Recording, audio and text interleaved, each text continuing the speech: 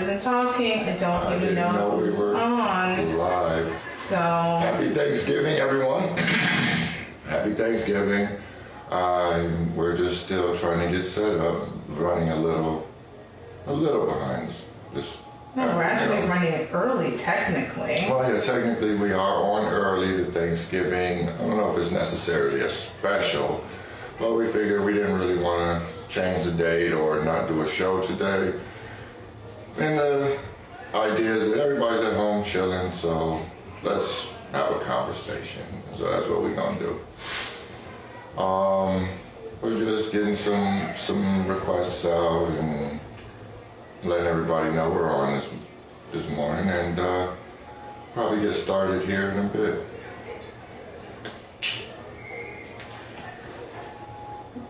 How's everybody doing on their Thanksgiving? Okay, he's gonna play the music. That works too. Yeah, the music. Rather get started when we get started. Small talk ain't fun. Hey Zion. Hey Life Hustle. That's my cousin Craig. How's everybody doing today? It is Thanksgiving in the U.S., so we are going on early today, and I am about to join because I still don't really know what we're supposed to be thanking, like, the traditions that they're, at least when I was growing up, how they were taught were about, like, pilgrims and Indians and all that mess. Well, I definitely don't think Thanksgiving's got anything to do with that. In my opinion, I tend to look at it more as just as the title of the holiday, just a day to be thankful of what you have, to assess your situation, to reach out to those that matter to you, those type of things. So, that's how I'll be spending my day afterwards, just making some phone calls and saying hello to folks and things like that, because I'm the absolute worst when it comes to that. And of course, I'm doing the most again today, because this is what I do. And we have a new section called Shots Fired later on today, where we'll be talking about people not liking that I like to do the most, and that's good. Yeah, and why do I let her do the most? And what does her doing the most got to do with me? It's kind of how I look at it. So yeah, we'll deal with that in a moment. Again, thank you for joining us for another episode of Fuck Your Feelings, the show where we are here to change the conversation around Black relationships and talk about things that I think most people are not talking about in relationships. Hello, sis. Get your call a little bit. Right? Because, again, I'm doing the most. I cannot. Happy Thanksgiving. I think she kind of went extra just to prove a point today. We'll be addressing teens. I'm doing the most. Because apparently Rob controls me, and he's supposed to be controlling what I do and what I wear and how I look. That's the new thing. But we're getting trolls, so thank you to the trolls. Happy Thanksgiving to everybody and everybody who's joining. So we're going to be talking open relationship. We're going to give it a couple of minutes. I think this is going to be an interesting topic, considering last week we discussed monogamy and the ideas around monogamy and if monogamy is realistic. So I thought with that topic we should talk about if it's not monogamy, then consensual non-monogamy, which is the idea of an open relationship, which means that clearly your partner and you consent to going outside of the relationship, understanding that the relationship should be, and I will use the word should be, the center of everything. But of course, when you open your relationship, you open it up to anything. That's pretty much the consensus we came up to, is that term open is exactly that. You're open to whatever happens. And so obviously that might not be a situation for everybody. But I did some research because I'm a researcher, and it turns out, it was a very small sample, because I think people are, especially in North America, I don't find in European countries and some other parts of the world that people are so closed off when it comes to sexuality, but I find in North America they are. But the sample that they did speak to, they were saying 4 to 9% of people are actually in open relationships. So I'm like, if I split the middle, let's call it 7%. So several percent of couples are practicing some sort of consensual non-monogamy. There's a bunch of people who are practicing non-consensual monogamy. That's a very different topic. That's called cheating and stepping outside and having side chicks and 65 million baby mamas. Deceiving, right? All that other good We're not talking about that. We're but actually it seems like talking there's about a preference for some folks. Like they'd rather it go down like that. Well, as Rob, I think, mentioned on the last show, to me, women who are out there with men who have multiple baby mamas, they are practicing, they are basically side chicks to each other. Like, if you are the fourth baby mama, the fifth baby mama, the sixth baby mama, like, you are literally in a polyamorous relationship. Just call it a day, because anyways, I don't know.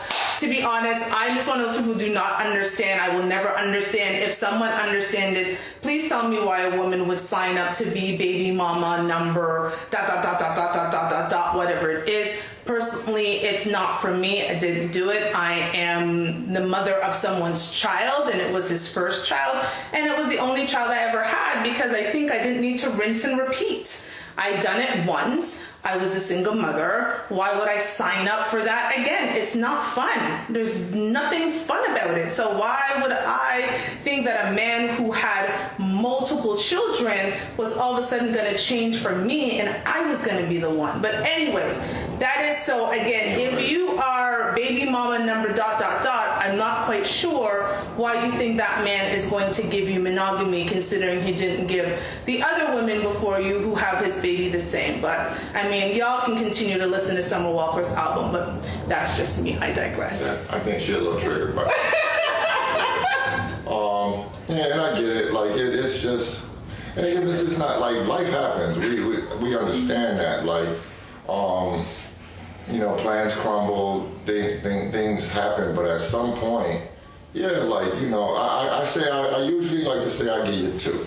Because you have two. Maybe that's because that's the situation I'm in. But he gives people two because he's got two big mamas. Well, a wife and a baby. It's like you can have an attempt at a family, and then that may not work out, and then you might try to do that again, and then that may not work out.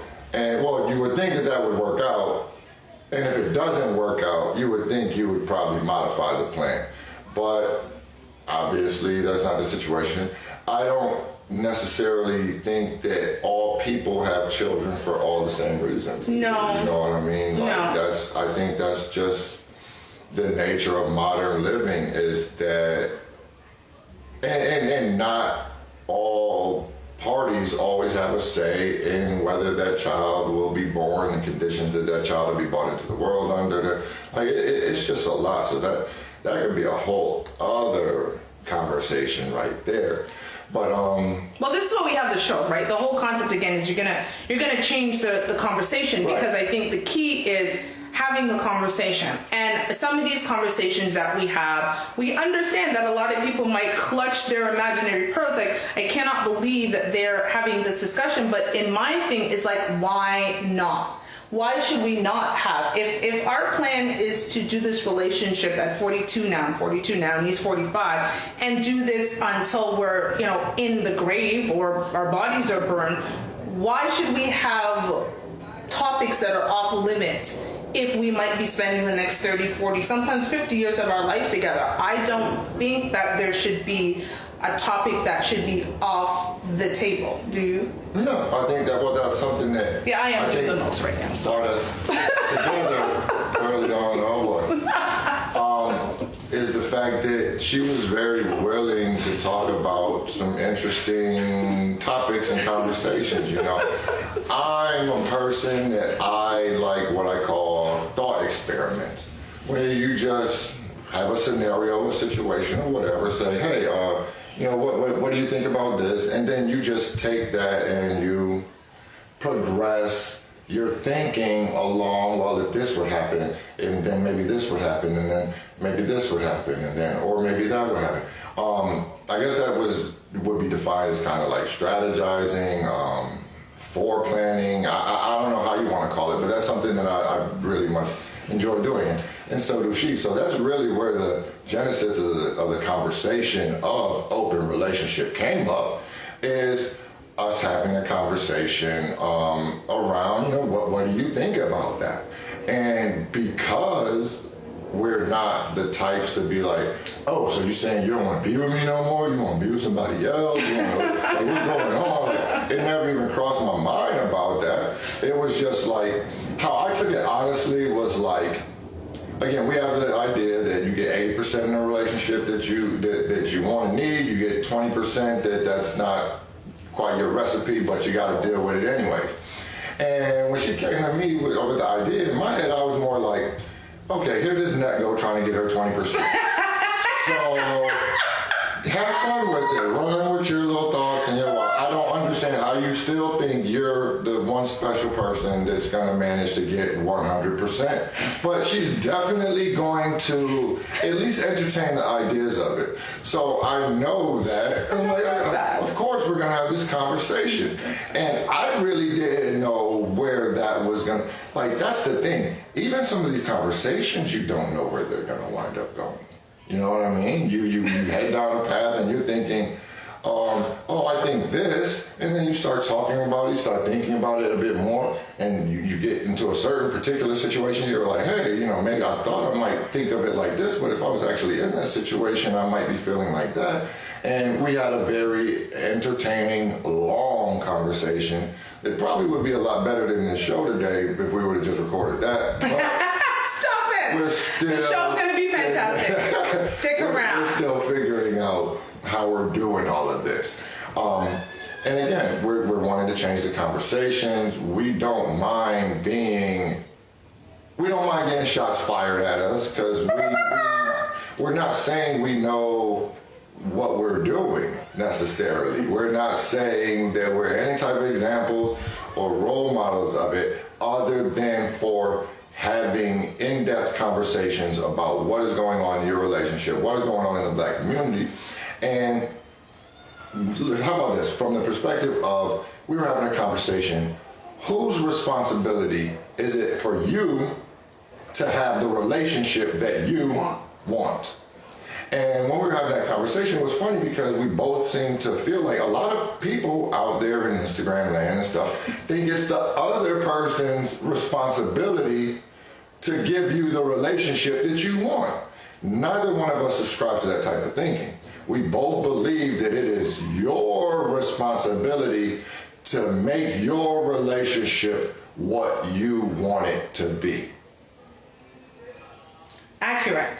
And so he's right. When I brought up the idea, and again, I think people are surprised that I am the one who brings up these. I think people are surprised that I'm the one who brings up these nutty ideas. But we were laying in bed, and I was like, let's talk about open relationships and what that would be like. And he kind of said to me, okay, so what would that even look like? And I was like, I have no idea. Like, I didn't come in with a plan, and I hadn't researched it. I did too, but I said, you know what? You want me to figure it out. And I'm like, I know. I'm not inaccurate. Do not lie to the people. That is not what I wanted. I wanted to see if he would even entertain the conversation. Because what am I going to go do research on something that may or may not happen? It didn't make any sense. So for me, bringing it up, and listen, I think what we are lucky to have is a relationship that, again, there is no topic that is not up for discussion. Like, we have as the show goes along, you will get into our lives and you understand we have some of the craziest discussions about the craziest things. So I feel comfortable enough to have a conversation, at least broach the topic. What I don't know is what happens after I broach the topic. So me broaching the topic was very well aware. Rob's not going to shut down me saying, let's talk about an open relationship. What I wasn't necessarily prepared for is him saying, okay, well, if we were to have an open relationship, what are the parameters? Like, what does the open relationship look like? And that's when we both stopped and said, let's really dig into, if we were the couple that decides to have an open relationship, what did our open relationship look like? And that's when we realized, listen, when you're opening up your relationship, you are opening up your relationship. What Rob even said to me, which was funny, he said, was kind of funny. He was like, I know you're not trying to go out and find a man that's worse than me, you would be looking to date a man or get involved with a man that's better than me. So there's already opening up that side of the relationship. No woman should, at least in an open relationship, I'm not going to downgrade from my primary partner. If I want more, if that's what I'm looking for, I'm going to get more. So that's the correct. Why though? What's the point of going after 20% if you have 80%? Why risk it? Why chance it? Is that 20% that valuable? King Wilden, thank you for that, because that's actually what we ended up discussing. Yep. If it is that when you open up your relationship and what you're ideally looking for is the 20%, what are you willing to chance to get it? Yep.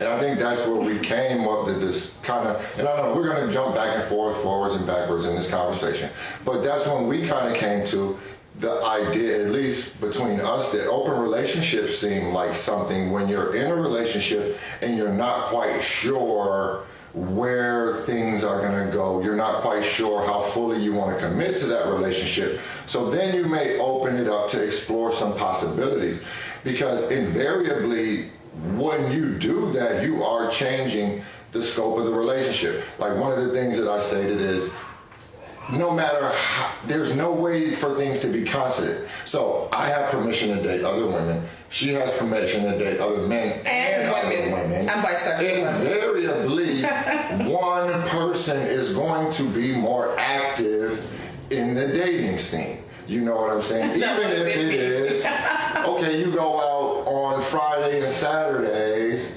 then okay, what happens on Fridays and Saturdays where I have a date and she doesn't, or she has a date and I don't? So there's all of these other kind of situations and scenarios that open up, and whether you intend it to not or not, that it's like, it seems like a recipe to lose your relationship almost. If you're, so to answer the question, if you are sure about your 80%, we came up with, I don't necessarily know why you would go into an open relationship, because it's almost as if you're asking for it to change.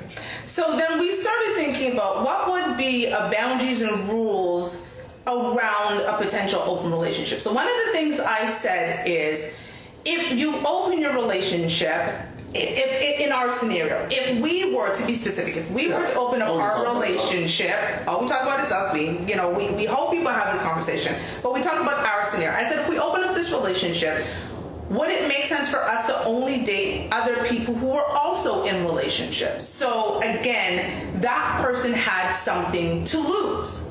So again, another couple, another committed couple, or a married couple dating someone who was already involved, because we started playing out the scenario of, and it was a scenario around me dating another man. Does this man get competitive if he's single? If I'm dating another man, this is kind of what the other man would be like. What is, like, am I going to be drawn to that potential man? And then all of a sudden, I'm like, I'm out this bitch, Rob, because I am courtside at the Phoenix Suns game, and his boys are calling him like, why do we see your girl sitting courtside at the Phoenix Suns game? Because again, I'm not gonna downgrade my partner, I'm gonna upgrade them. So we started going through all of these scenarios of, if you were actually in an open relationship, how many rules and boundaries around what it looks like would you have to create to ensure that you're maintaining your current relationship? But then again, if that's a concern, don't open up your relationship. Right. And also, I did want to just, because it made me think, and I like to kind of add on to, the comment of why chance it, why risk it. We could even add why even talk about it. It's because, to me, I don't mind having any type, that's why there is nothing off topic with us, is because in my mind, she's not going to find a better dude out there. I don't believe in that. You know what I'm saying? I know that might be hard for some people. Yes, there are men that are taller, richer, more handsome, all of the above. But I still think that I am me, and I'm always going to vote for me. That's just how I was raised. So I'm not worried about having conversations. I'm not worried about when she goes and has brunch by herself because I know who I'm dealing with. You know what I'm saying? I don't have to feel insecure like, oh, as soon as someone marginally more attractive comes along, she's ready to jump ship. I don't believe that's how she's wired. So I don't worry about it from that perspective. And then I wanted the second part of it, and I guess we will get into shots fired from there, is let's be honest, I'm also not a man that I want to be with a woman that other men don't look at like, I like that. Why would you want to be, like, I think Patrice O'Neal had a joke, like, why would you want to be with a woman that you felt comfortable sending to the store at 3 a.m.? Like, yo, go get some bread, because, and take the shortcut, too, between the buildings. The alley. Yeah, because, you know, I was talking with the bums over there, and they don't even like you like that, so you don't got to worry about it, you safe. I don't understand that. It's so ridiculous. Why would I would have a problem if, like, I remember one time we were walking in the mall and just whatever was going on, I think I had to use the bathroom or something like that, so I was walking maybe 10 feet ahead of her or something like that. And we didn't make it like nearly 50 feet before somebody was like, hey. And I'm like, I just turned around and kind of looked, and I got to use the bathroom, so I kind of kept moving, and I'm like, you're going to have to deal with that yourself. And it was very funny to me, but again, I prefer that 1,000% over it's 5 a.m. in the morning and your girl is outside feeling safe. That's not what I want. Some things you just don't say. Sorry, okay. She on a block. Anywho, so again, we went down this rabbit hole, and it was actually 2 conversations, and it was hours of what is the scenario? Because I think, you know, one of the questions I asked in putting this together is, are more people open to exactly, right? Some things you just shouldn't say. But so Uncle Overstead, we're talking about open relationships, and what we're talking about is the idea when we started talking about an open relationship, what this looks like. And him over here, your cousin over here, is talking about he doesn't want a woman he can safely send to the store at 5 o'clock in the morning because ain't nobody want her. But I digress. But I think once we started going down the rabbit hole, I think what we realized is the 20%, at least for me, that I was missing, we were able to discuss that and figure out ways how to patch that.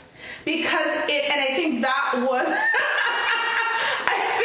I think that's what was interesting about when you open up your relationship to certain discussions, right? You start stripping away of what is the things within our relationship which would even prompt the other person to have the discussion.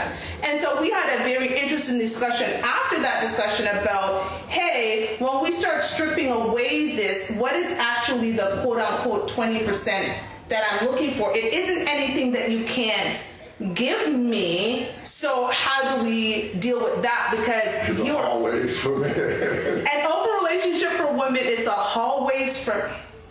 That's pretty much what we get into. Like, again, like, it's a hall pass. Like, so we're getting to that aspect of the conversation because that's from the flip of it. While she's off trying to go, going to Phoenix Suns games and taking trips and all of this with her 1 or 2 dudes that are richer and more handsome or me or whatever. I'm out in these streets wilding, doing the most with every stripper who will give me any attention. That's exactly how's that play out in the central relationship? He would be doing exactly that. I don't think she's going to be a fan of that type of behavior. He would be doing exactly that. He would be at every surrounding strip club and doing the most, okay? Oh, yeah. He would be doing the most. Because I have quality in my relationship, so I'm in an open relationship going for quantity. Like, why not? Like, Phoenix is no longer safe. So it's funny, we never discussed that. That's an interesting point. So when you open up your relationship and talk about these parameters, you're looking at it as long as this relationship is open, I'm going to go woman who will give me some. Okay, so we're. Why not? I mean, I'll be discretionary. Full relationship is for the street. That's on some real shit. The whole relationship is for the There's street. no one recipe. That's why we say it's your responsibility to get what you out of it. And who gets to define your relationship? Me and her both understand, like, I don't care about what none of y'all think. I love you all, but Love you all. I don't care about what anybody thinks about my relationship other than me. Because I went after relationships that, quote unquote, I was worried about the appearance of the relationship, and that led me down some paths that got me into some situations that I appreciate the experience, but I would not do it again. Good. You know what I mean? And I know she feels the same way. The second aspect of it is one thing that I think it just kind of hit me though, is like we both really believe in the idea of continuous improvement. That's why we have a lot of these conversations, is because neither one of us ever wants ourselves or the other person to feel like, I'm good. Like, I've done everything that I need to do in this relationship. I don't need to get better at anything. I don't even barely need to maintain what I'm doing. I'm like, I've arrived. Like, a relationship is not a point of arrival. That's a starting point. All of that, babe. Good job. All of that. I mean, for real though. Like, that's the starting point. We get into, again, we're a year into this and we are still figuring things out about each other. We're still getting to know each other. We're still getting to know tendencies and annoyances and frustrations, but it's done very openly and transparently, so it's not a lot of static with it. That's kind of the benefit of having wide open communication lanes, is that, yeah, you're gonna ruffle some feathers, definitely. You know, there's things she says stuff to me where I'm like, I'm not gonna respond right now because my response wouldn't be respectful and we have a no disrespect rule. So I just marinate on them words for a minute, and I know she does the exact same thing. We are not immune to like disagreement or like not feeling each other or none of that. Like, it happens. It happens. And that's when we go into fuck your feelings mode. That was the whole thing behind the show. Right, that's when we get into fuck your feelings mode. And it's like, let's take the feelings out of the situation and let's really figure out what we got going on. Mm-hmm. So when you have that mentality of, I constantly want this relationship to get better, like, that's why we're doing this. We are trying to take our lives, our relationships, it all to the next level. And then when we get there, the next level, like, I think we want to rise to the level of incompetence in life. You know what I'm saying? Where you get to a point where you're like, whoa, anything more than this is too much. That's where you kind of know where a 50-50 fight is.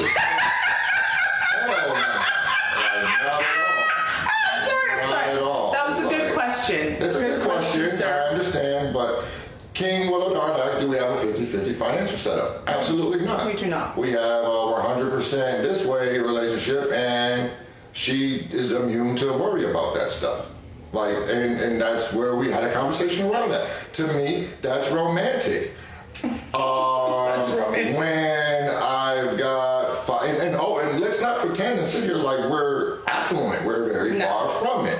You know what I'm saying? But I make enough that I can take care of all of us and we can live fairly okay. But things get stretched tight sometimes. Sometimes it might be $700 in bills due and there might be $500 in the account. She don't know that though. She's like, I need $20 to go to Whole Foods. And here's the thing. I'm going to be clear because that's actually a really, really good question.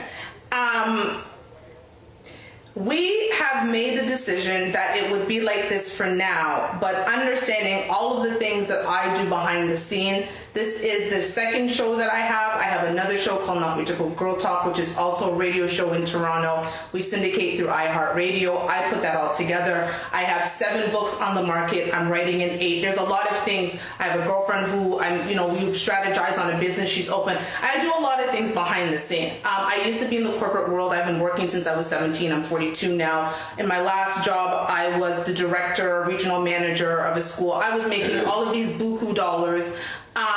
But in the reality, when I went to therapy, I realized that the person that I was in that place wasn't going to be able to be in a relationship with someone like him, or be in a relationship really, I think, at all. I was unfortunately probably one of those women that call into Kevin Samuels doing a little bit too much. And so when we met, this was after therapy, and I'd actually got downsized from my job, and there was just a bunch of things that were happening in my life at the same point, and I decided to take a different path. We came to the decision together that this is the structure that would work for us for now. If there is a point where all of the ventures that I am doing behind the scenes takes off, then that's when we sit down and have another conversation, and he won't be needing to be in the corporate world if I'm getting buku dollars from book deals and so forth, and he can go and pursue something else, and I will hold down the fort. So these are conversations that we've had. I don't think we don't believe in this whole 50-50. Like, we think it's actually bullshit. Like, he's 100% in his lane, I'm 100% in my lane. The two lanes do not really cross. That way I know if I'm going down my lane and something didn't go wrong, I'm not looking at him like, you didn't do this and blah, blah, blah.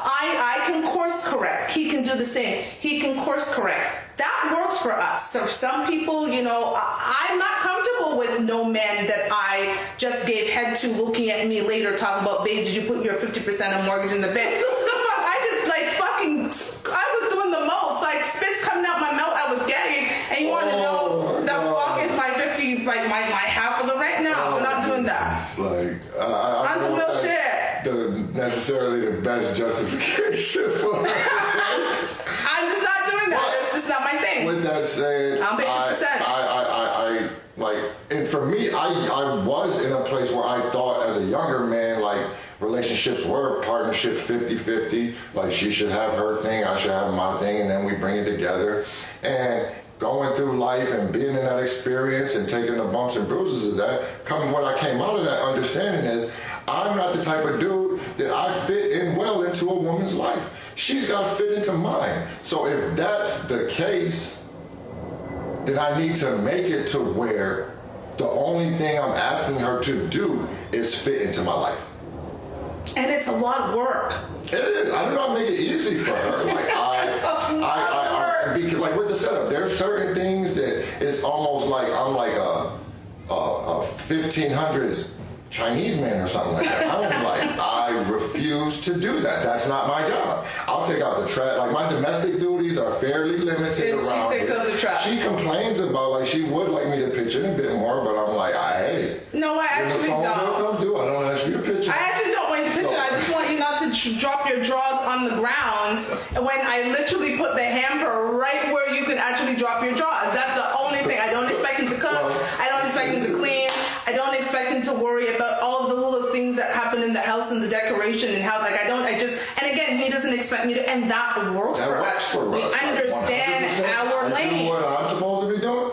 100% she does what she's supposed to. And again, and we've talked about this, like, if in 3 years, because our plan is for me to be doing some of the things that I'm doing. And again, I do a lot of things behind the scenes of everything. If you're on our page, everything that hits our page, everything that's written on our page, it's me. Like, when you guys, my book comes out, everything is. Jump on there and make a little post. You have never made a post. Stop. Robert is a liar. Robert has never made a post of anything. He puts in 2 cents. Yeah, that's it. I told y'all I'm tired. He gives his 2 cents, and then I said, "Oh, that's a good point, babe." And then I write it. But every clip that is put on this in Arch, that's all me. It takes me hours and hours and hours to do it.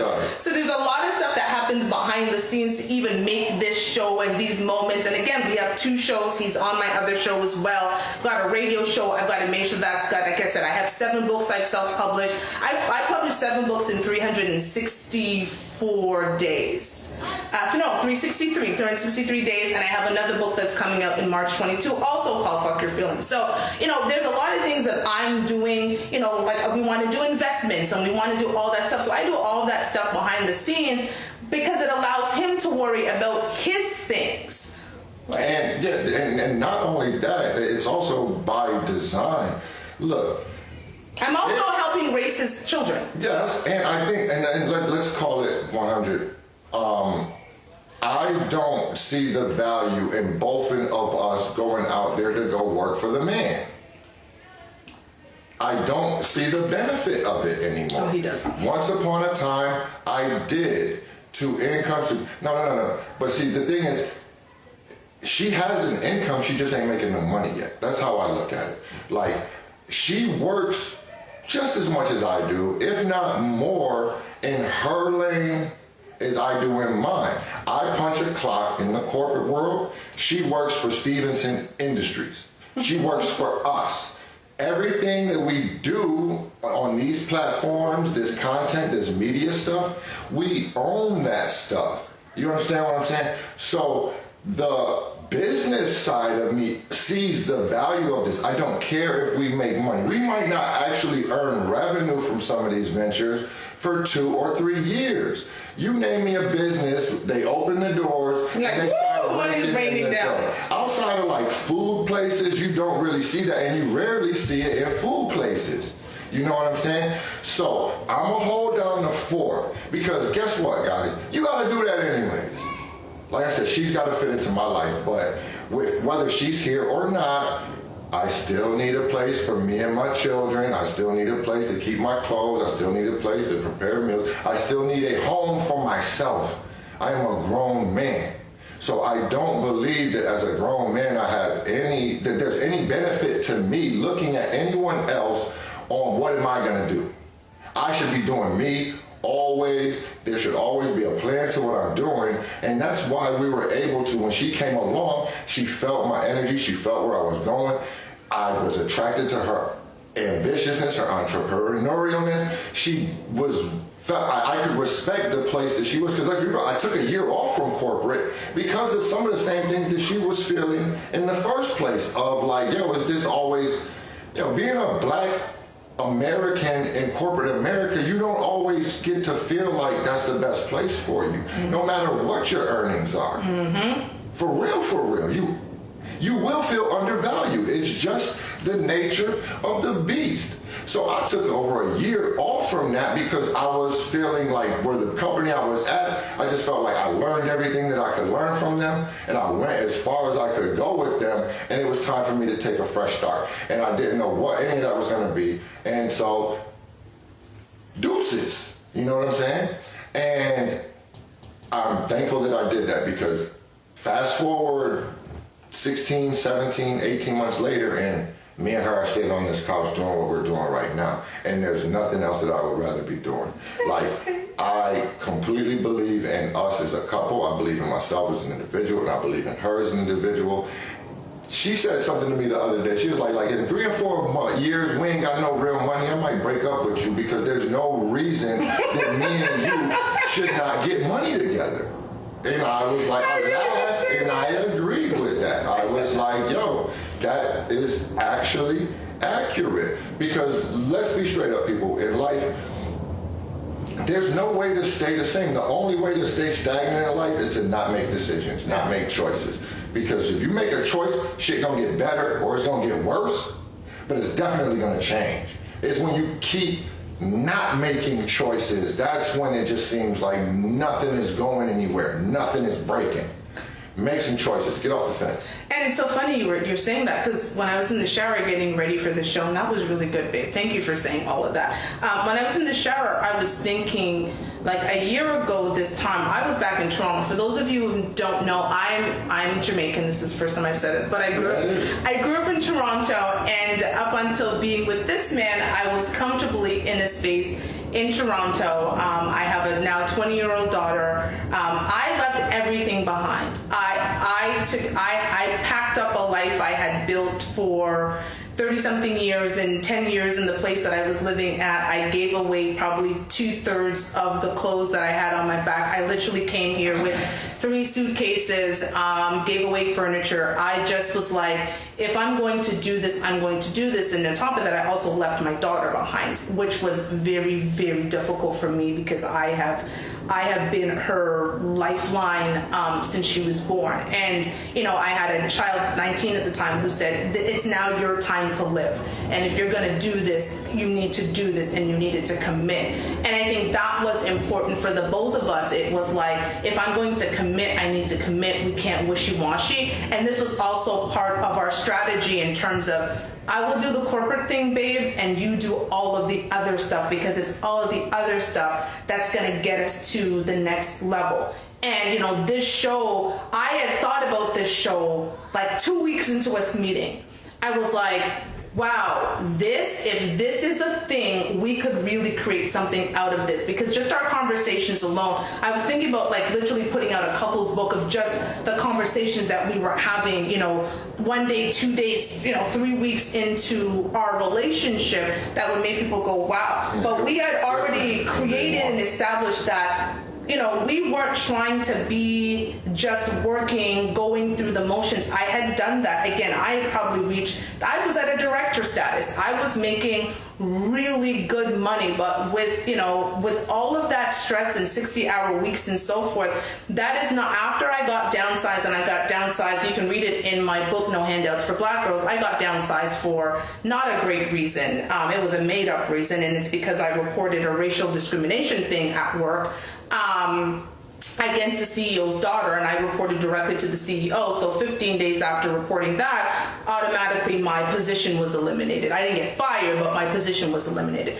So anywho, after going through all of that and, you know, deciding that I wanted to pursue other ventures, and COVID happened and so forth, I was like, listen, if I'm going to live life on my own terms, this is what this looks like. And part of that was, funny enough, the universe brought this man into my life who was able to allow me to materialize all the things that I already knew that I wanted to be. And he said, I got you. So, you know, us being able to have this show and me being able to do the things, he said to me, why would you go and give 40 hours or 50 hours of your time to someone else when you can literally create our enterprise, the things that we need to do and do all of that? And I was like, bet. Like, you ain't have to ask me twice. So I gave up, you know, what people would consider my independence, making the big money, driving the BMW, doing all of that for my freedom. And my freedom is sitting here beside him, making sure that everything that we do will then trickle down to our children. So this is why we're sitting here on this couch together, and we've created this platform. And I know it's not about open relationship, but thank you, Willaden, for asking that question, because it was a good question, because again, but it answered the question that he said, who is responsible for defining the relationship that you want? You are. And I think a lot of people go into relationships with their feelings. It's I feel, and I feel, and I feel, and your feelings are only going to take you so far. And I'm telling you, the first day we were in a conversation, this man turned to me and said, fuck your feelings.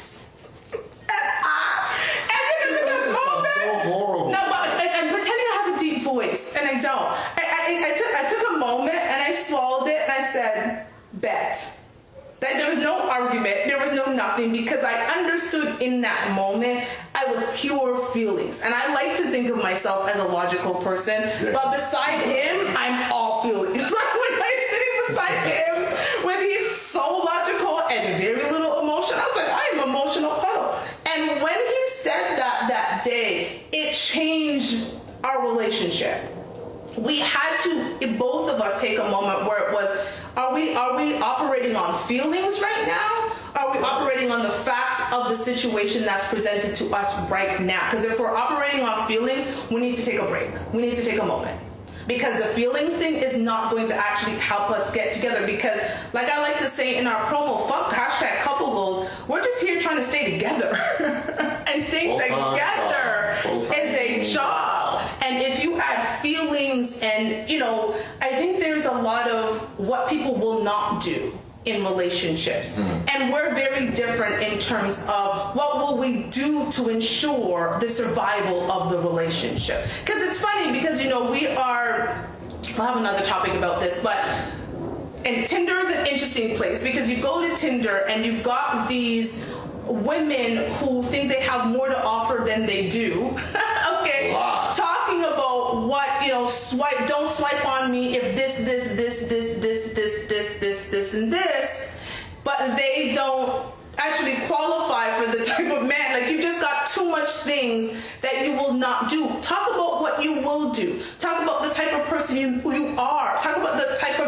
attributes you bring to someone. And so it's just very interesting to operate in a space where people are just like, these are the things that I won't do. We're like, what will we do to ensure our survival? Yeah, we try to keep that list short and sweet of what we won't do, what we won't tolerate. Like you said, we don't got a lot of rules. It's no disrespect. It's pretty much just the principle of the relationship, and that was never really defined because we're both grown adults. We both have a similar worldview, in that we know disrespect when you see it. And okay? You can smell it. You can smell it. You can taste it in your mouth. You know what it is. You know what I'm saying? Like we were just.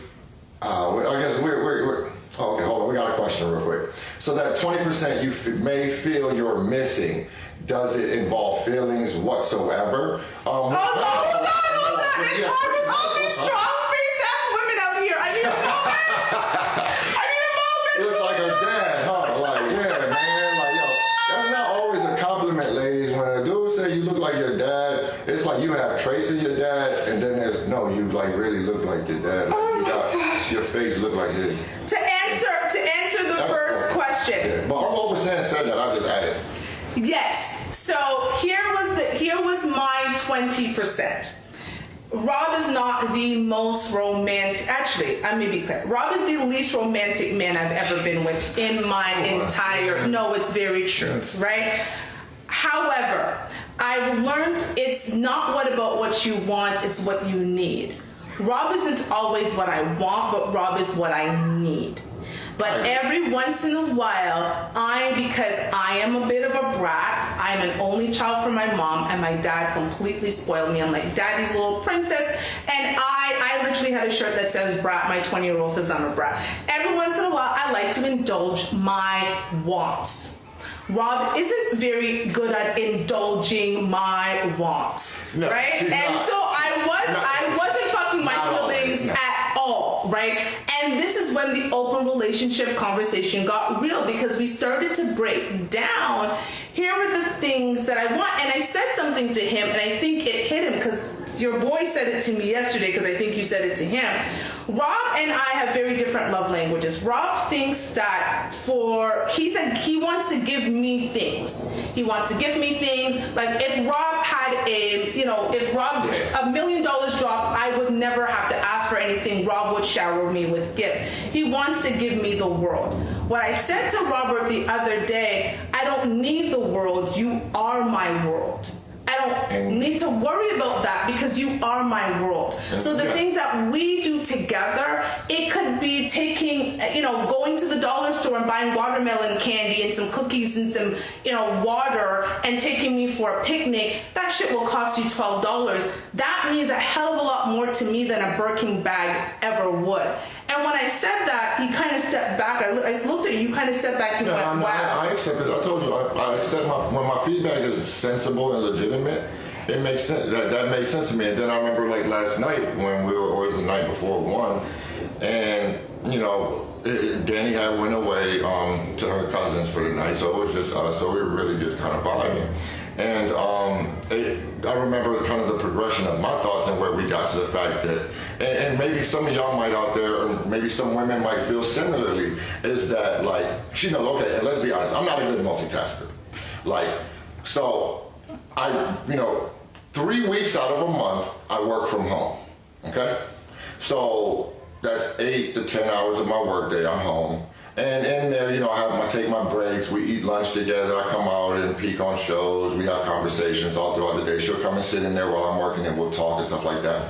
In my mind, we're spending time together.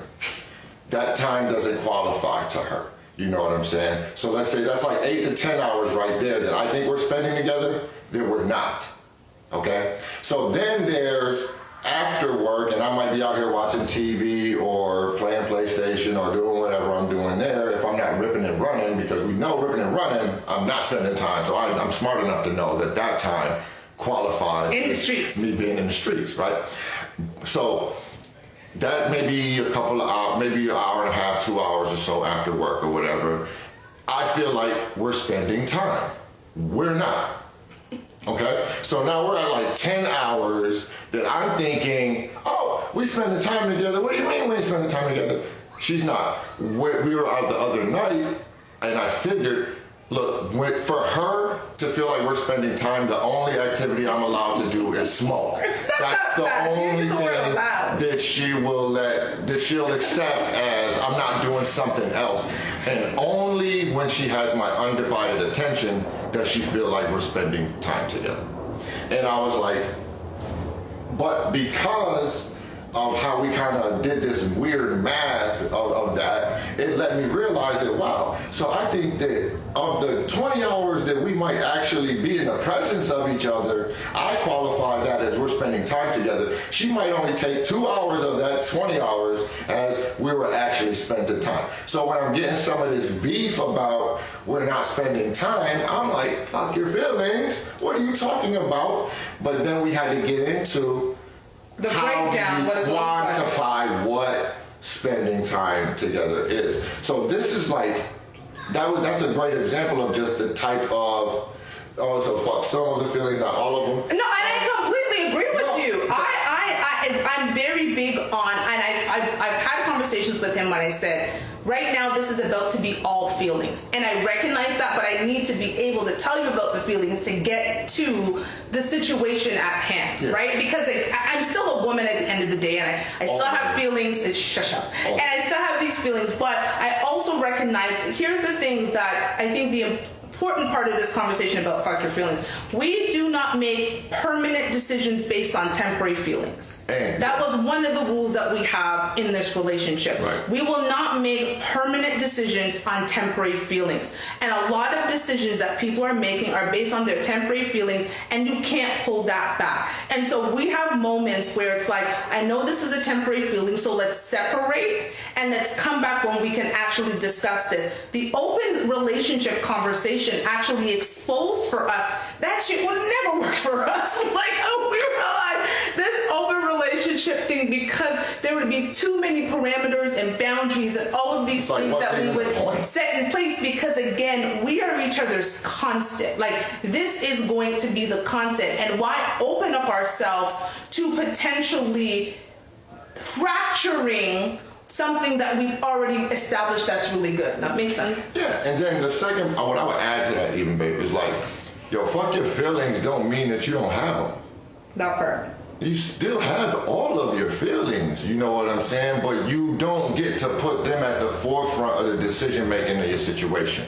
You know, most people, when you go to work, fuck your feelings is exactly that. You don't go into work and your boss, well, I don't even like the word boss, like, well, your manager, your supervisor, whoever, says something to you in a way that doesn't necessarily, you don't like. You address that, but you're not gonna fly off the handle and address that like you would out in the streets or nothing like that. I know that's a whole fact. You know what I mean? Every single one of us knows, but almost all of us have our white voice. You know what I'm saying? Oh, Trey used to say, Mommy, you're using your white voice. Real talk. You know when you're like, I need to tone it down and be more palatable, because that's the only way for these folks to accept me. You know what I'm saying? You still have your feelings about how that makes you feel. No one feels good when they have to use their white voice, because it doesn't make any sense. You know what I mean? Like, why shit? And I try to catch myself when I'm doing it, and I try to use it as little as possible these days. Like, that's so much about where we are at in life. Is like, I'm very reluctant to accommodate anybody. I feel like my life can be full with people who deal with me. You know what I mean? Like, I'm not for everybody, but I'm for a lot of somebodies. You know what I'm saying? So that's why we're doing this right here. But back to the point of, you still have your feelings. Like, we are human beings. We are sensitive creatures. Like, I said, I'm a Taurus. I'm still sensitive. Like, I have a lot of feelings, but I don't have a ton of emotions. Like, I don't be like heart beating and over there because she says something that I don't like. It's just like, okay, I actually take what she says and I play with it in my mind a little bit. Like, everything bounces around in my head before it actually gets to go through to my heart and all that other stuff. Like, and that's, not everybody can live like that. Not everybody's wired like that. And there's a lot of setbacks and drawbacks of like that. Like, a lot of times, my being that way, people that I care deeply about and I have nothing but love and affection for often wonder where they stand at with me, because of the way that I am so fuck your feelings. What are we actually talking about? But again, I think if you are in the animal kingdom, you can't survive. Think about animals worried about their feelings. Think about the lion worrying about his feelings. Like, he's not worried about his feelings. He's got to survive. And again, I think what is the important aspect of getting a relationship? You want to sustain and maintain the relationship. And unfortunately, people get caught up in way too many feelings. And of course, I'm very, very guilty of that. But I think he always says, you do better than most, where I catch myself and I'm like, you know what? This is feelings, and I need to operate in logic, and this doesn't make logic. And what makes sense for the long? But yeah, I step back. And then she. And okay. And I think she also knows the reaction is just gonna escalate and make our situation worse, because I'm an a-hole when it comes to that type of stuff. Like, one thing, again, it's hard, but she knows, like, I think, you know, she definitely understood, like, even my mom even understands, like, yo, it's like, if you in your masculine energy, if you're I call that out of pocket, come talk to me when you're back in pocket. Like, when she's in that space, like, it's like, yo, you're very unattractive right now. Get away from me. Like, I want nothing to do with whether it's you. When you're ready to come talk to me like a woman, sure. When you want to come step to me like a dude, like you want to impress me, like, nah, because. And we call that put your dick back, basically. Yeah, like, we cannot have in a straight relationship, you can't have two penises in the relationship. It's a straight relationship. So those are the moments. It's just like, I know he doesn't respond well in those moments if I am. And again, I would not consider myself a masculine person in any regard. But you get into that roar, because you know the whole strong black woman thing, and I talk about that in my book, which is a fallacy for the ladies on here. Being a strong black woman is a fallacy that they fed us to separate us from our black men. But get the book, No Handouts for Black Girls, available on Amazon. Sorry, but like, even to cut you off a bit, but like, and to like, the one thing I wanted to get back on too is like the romantic comment sometimes. Like, I make the comment to her, like, she's a lioness, like she's a lot. Right? And I don't know, it's been, the circus ain't what it used to be or whatever, but I remember going to the circus when I was a kid, and like, they had the lion tamer. And the lion tamer did not go in there playing. He went in there with a whip, and he had his chair, and he was like, yeah, get back. Like, it was very affirmative. Imagine if he goes in there like, hey, lions, how you guys doing today? Give me a hug. And they like, they just maul him up, you know what I'm saying? So like, I'm more intelligent to understand, like, yeah, she would love for me to be more sensitive. But if I was more sensitive, she'd also be like doing the mariachi all over my back, like running over me, doing the most, even more so. And I'm like, that just doesn't work for me. So I'm very affirmative in what I'm going to deal with and what I ain't going to deal with her. And it does, because I don't want to miss out on shots fired. So you do need to pull that up so I can kind of. So that's the difference between wants and needs. Wrap things up on that conversation. Wants and needs. While I'm doing that, I'm also going to talk about quickly the poll. It's funny, some of the questions on the poll, I think people didn't really answer. This was actually one of the first times that people really didn't answer the comments, but let me find here we go. So there is a clip that we have on our thing, and somebody felt the need to respond. Now, last week, if you joined our show, it was my birthday, and I am all about doing the absolute most. Yes. I enjoy these things that I have up here, and I show them, and nothing that nobody's going to do about it. But someone took real offense to the fact that I was sitting here with my bountiful sitting beside my man. And so this was the comment. So this is from Snickda0969. Just want to acknowledge you. And I'm going to try not to be like, it ain't that serious. I don't want to make you feel too bad, but I am going to get into it a little bit. So, there's no need for any man to see your wife's chest. That's for your eyes only. Treasure her body the way you treasure and value your bank account and credit, which ain't so great right now. So the response was, and again, she was responding on I write the responses of the show, and it was like at Snickda0969, with all due respect, that's your feelings. Check the name of the show. the question on the table still remains, how is her entire breast exposed? What you see is her skin, her breasts, which include her nipples, are covered. We appreciate discourse, but if it's predicated on feelings, again, refer to the name of the show. And Snikta0969's response to that was, again, it's your wife. If you're okay with me and other men seeing her breasts, I am cool with it. And then to add on to that, there's no need to explain anything. Just look at the video. She's sitting there feeling and looking uncomfortable. She keeps adjusting her dress to keep her nipples from being exposed. Kind of like today, except it's her bottom is hanging out. But it is what it is. All right. Now she's a married woman sitting with her husband and her entire breast is exposed for the world to see. Where's the self-respect and why is your husband allowing that? And there was more. Wow, I didn't get all of it. Yeah, it kind of goes. So I just wanted to address Snikta's feelings because I know there's guys that feel that way, and I want to address like, bro, why are you so tight? Like that's ridiculous. This is my opinion.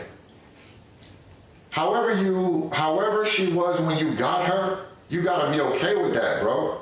Like you don't get, and vice versa. You don't get to get the person and then start demanding that they accommodate your sensibilities. You know what I'm saying? Like she feels sexy like this.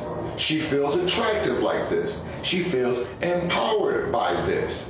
That ain't got nothing to do with me, bro. Like I'm wearing gray sweats today. That's what I'm worried about. That's the only person's apparel I'm worried about. Now, I make comments, I talk stuff, I be slick with it, but it really doesn't bother me because at the end of the day, she's comfortable. I know she's a self-respecting woman, first and foremost. And second of all, I know she respects the king because anytime she's ever in a situation where it's even remotely close to her, like she has a longer leash than she even exercises, and I don't think y'all really feel that.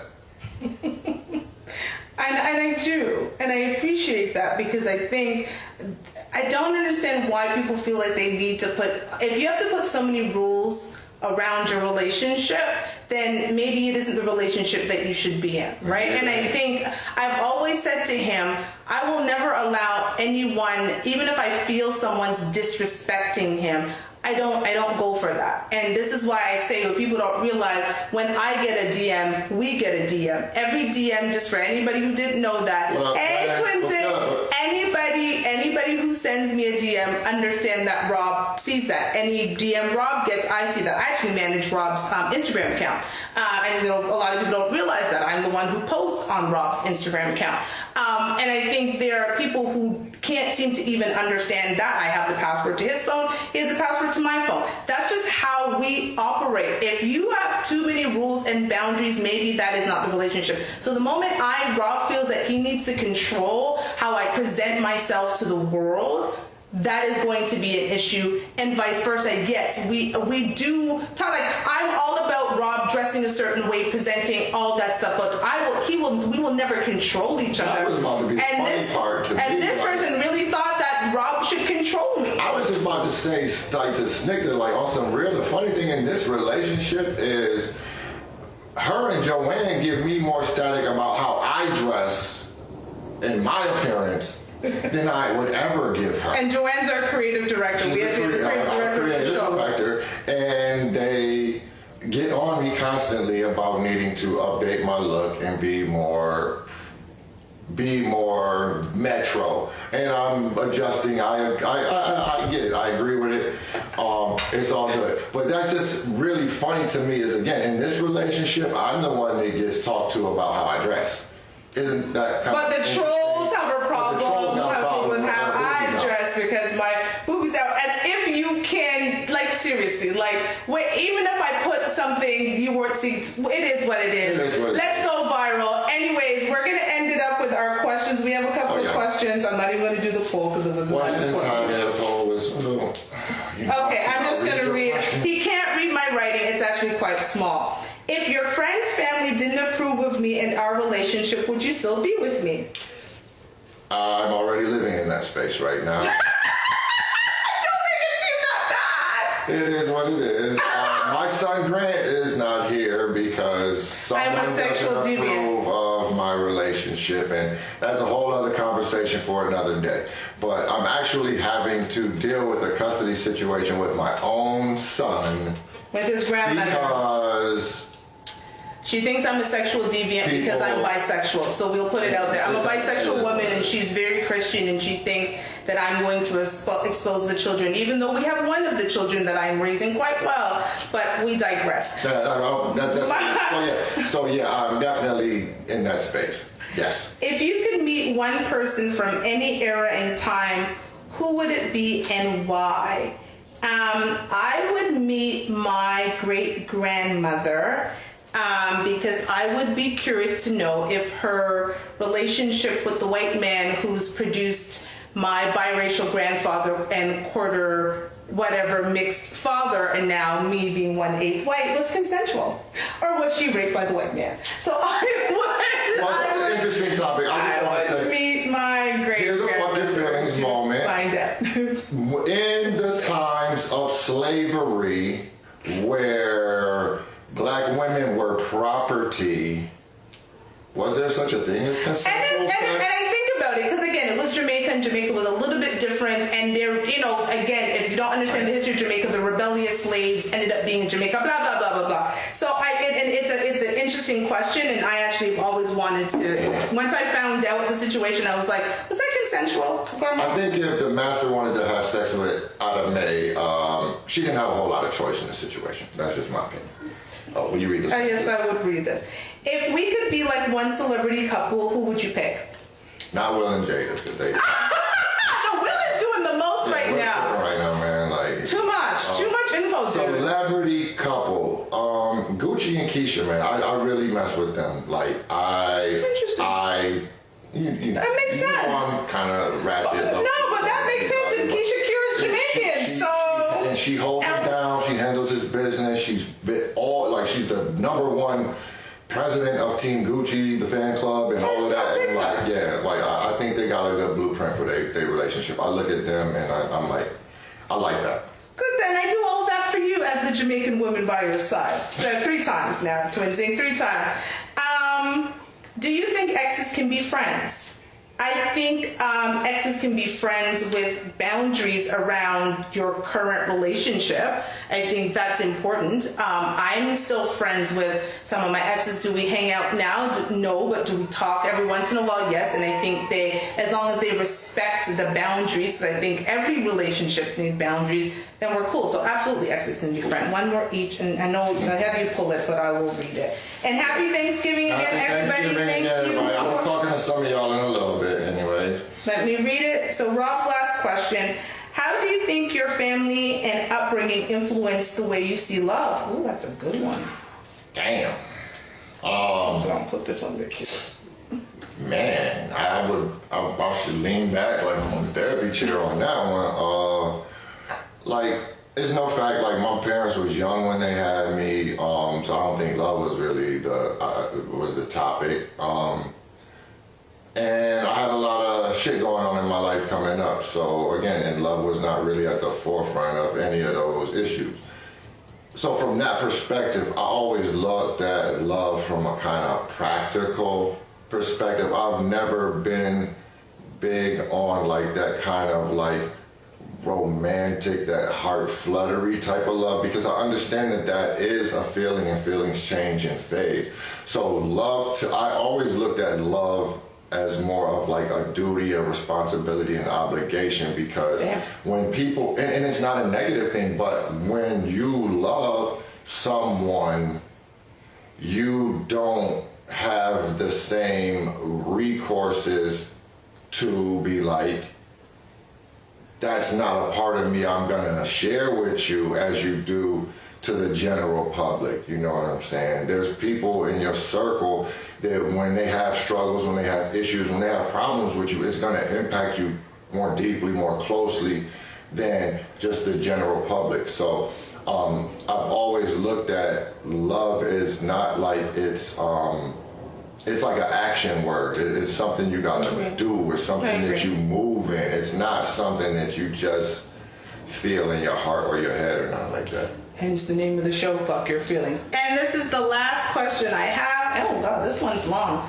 Oh, this is really long. If you could grant me one wish, but you couldn't ask me what I wanted, what would you give me? So I don't know if I should answer that for you, or if you should answer that for me. But if you could grant me one wish, but you couldn't ask me what I wanted, what would you give me? What would I give you? I think for me, I don't think you,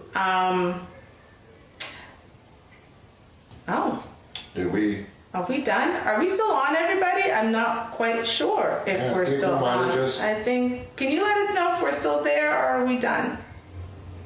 Okay. We're just loading this live video. Okay, well, maybe we're done. And if that's the case... It's just, maybe that, but it looks like we're still recording up here. We're still recording. Is everybody still seeing us? We're having technical issues in the background. We're still having technical issues. So let me answer the question if that's the case. And we're going to wrap up. I don't think you materialized or really saw through your... materialize your NBA dreams, I guess, and I think that would be it. So we have a time machine or something like that too. No, I think when I hear people talk about you playing basketball, and I hear you talk about playing basketball and what you could have been, I think certain decisions didn't allow you to reach the potential you could have in basketball. And you said something to me about one of your coaches, a teacher saying, I see you making $60 million in your lifetime. And I think some of the decisions that you had to make in your life impacted you realizing that dream. So that's what I would do, is for you to be able to go back and really see that part of your life through, even if it meant that you didn't end up with me.